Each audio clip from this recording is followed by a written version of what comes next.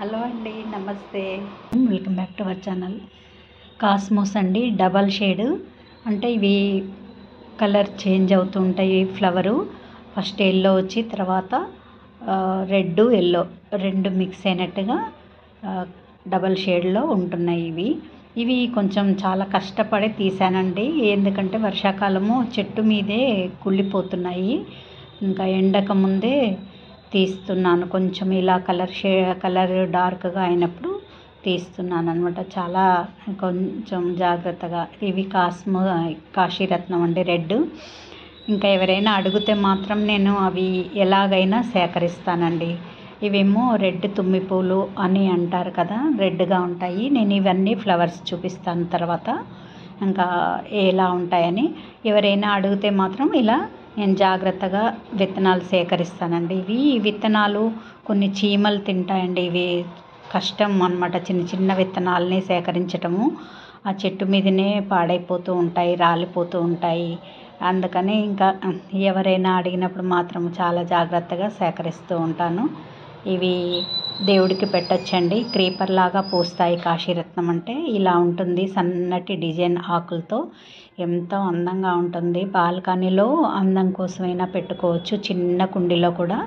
ఇది క్రీపర్ లాగా వచ్చి రెడ్గా నక్షత్రాల్లాగా ఫ్లవర్స్ వస్తాయండి. ఇవి స్టార్ లాగా రెడ్గా ఉంటాయి. ఈ ఫ్లవర్స్ పూజకు కూడా వాడుకోవచ్చు, ఇంకా అందం కోసం కూడా పెంచుకోవచ్చు క్రీపర్ని.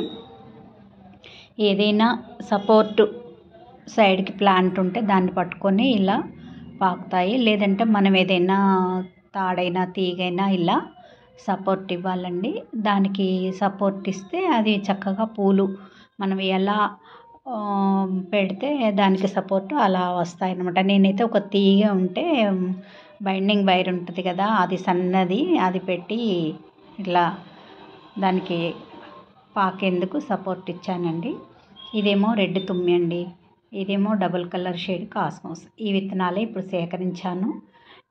ఇది వైట్ తుమ్మి పూలండి. ఇది శివుడికి ఇప్పుడు వినాయక చవితికి పూజ చేస్తానికి కానీ ఆ కూర కూడా ఆ రోజు వండుకోవటానికి కూడా పనికొస్తుందండి. ఇలాంటి ఔషధ మొక్కలు ఒకసారి మన గార్డెన్లో ఒక కుండీలో వేసుకుంటే, ఏదైనా ఒక సైడ్కి వేసుకోవాలండి చిన్న కుండీల్లో. లేదంటే ఇవి మళ్ళీ అన్ని కుండీలో విత్తనాలు పడి చాలా మొక్కలు వస్తూ ఉంటాయి. ఈ ఆకులు ఎప్పుడైనా మనము వంటల్లో వాడుకోవచ్చండి. అన్ని ఆకుకూరలతో పాటు ఇవి కొన్ని వేసుకుంటే చాలా హెల్త్ బెనిఫిట్స్ ఉంటాయి. చాలా టేస్ట్ కూడా ఉంటుంది. అన్ని ఆకుకూరల్లాగే తోటకూర, పొన్నగంటి కూర ఉన్నట్టే ఉంటుందండి. సేమ్ పొన్నగంటి కూర టేస్టే ఉంటుంది. ఇది వాడుకోవచ్చు పొన్నగంటి కూరలాగా. మీరు కూడా కావాలి అంటే ఇవి సేకరించి ఒకసారి కుండీలో వేసుకోండి. వాటి పూలు ఇలా ఉంటాయండి.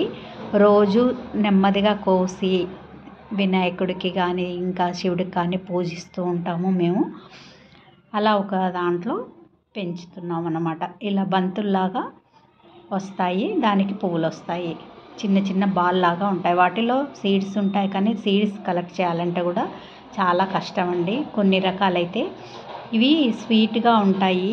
పువ్వులలోని లోపల మకరందం అనేది ఈ లోపల చీమలు వెళ్ళిపోయి విత్తనాలని తినేస్తూ ఉంటాయి. నేను అయినా కానీ కష్టపడి ఎవరైనా అడిగితే ఇంకా ఎక్కడైనా 1-2 విత్తనాలు ఉంటే కలెక్ట్ చేస్తానండి. తుమ్మికూర అంటారు ఇది. తుమ్మికూర వినాయక చవితి రోజు కంపల్సరిగా వండుతారండి. ఇది పచ్చడి కానీ పప్పు కానీ చేస్తారు. ఇది ఇలాంటి చిన్న చిన్న పనులు గార్డెన్లో చేస్తూ ఉంటానండి.